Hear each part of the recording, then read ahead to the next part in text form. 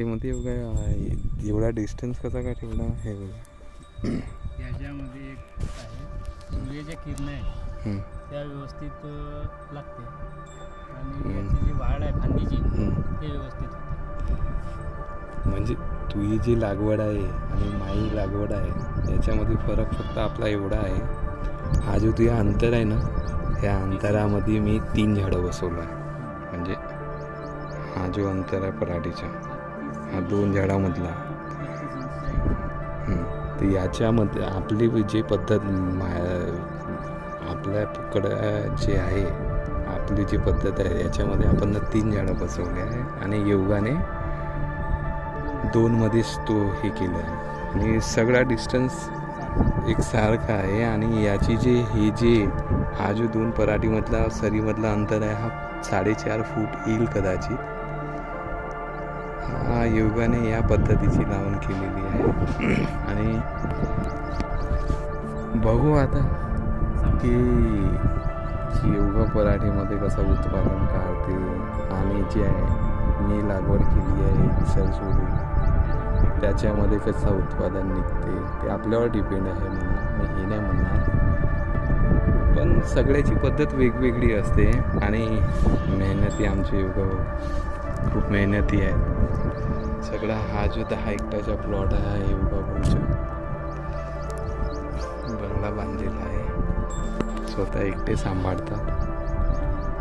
आणि यंदा एक प्रश्न मी विचारलं की हे जे लागवड तू केलं आहे हे कुठून बघितलं आहे का की नाही, योगा हे बघितलं आहे की स्वतःच्या मनानं केलं आहे?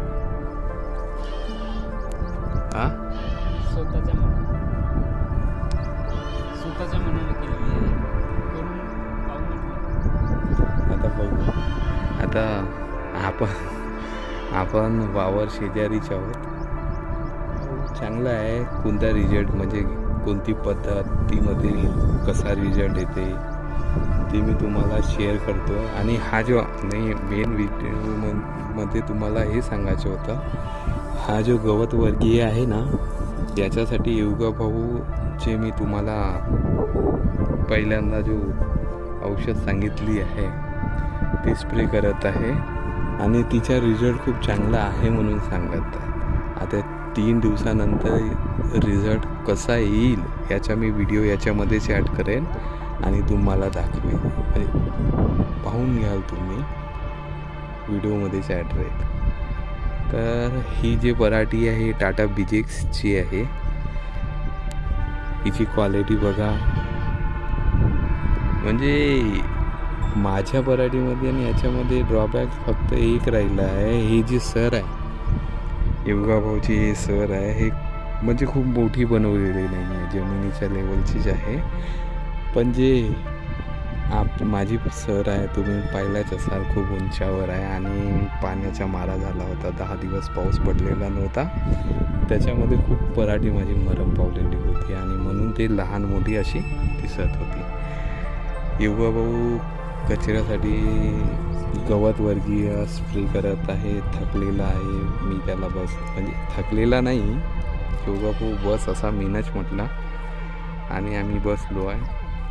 तर योगा भाऊचा अंदाज, हा जो योगा पट्टा आहे हा किती हेक्टरचा आहे? हा पराठीचा 2.5 एकर पट्टा आहे आणि याच्यामधनं किती उत्पादन काढायचा विचार आहे?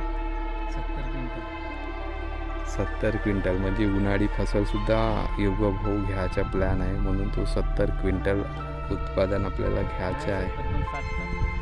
60पर्यंतचं टार्गेट ठेवलेलं आहे. तर मला तुम्हाला हेच सांगायचे आहे की आजकाल जे पण शेतकरी शेती करतात ते टार्गेट घेऊन शेती करतात. म्हणजे मी शेती करत आहो, मला एवढा उत्पादन पाहिजे आहे, हा एम ठेवूनच ते शेती करतात आणि त्यांच्या टार्गेट असते. आता योगा भाऊचे आहे 2 हेक्टरमध्ये 60 क्विंटल, 2.5 हेक्टरमध्ये 60 क्विंटल आणि मीनं ठेवला आहे 1.25 हेक्टरमध्ये 40+चा. तर बघू काय होते. तसा एफर्ट पण लावा लागेल, बोलल्याने काही होत नाही. तर मी नेक्स्ट व्हिडिओमध्ये तुम्हाला दाखवीन आणि हे व्हिडिओ मी बनवतच राहील. आज जी युगा भाऊ जे औषधाचा स्प्रे करत आहे त्याने रिझल्ट लागतो की नाही हे तुम्ही बघून घ्या. चल ठीक आहे, धन्यवाद.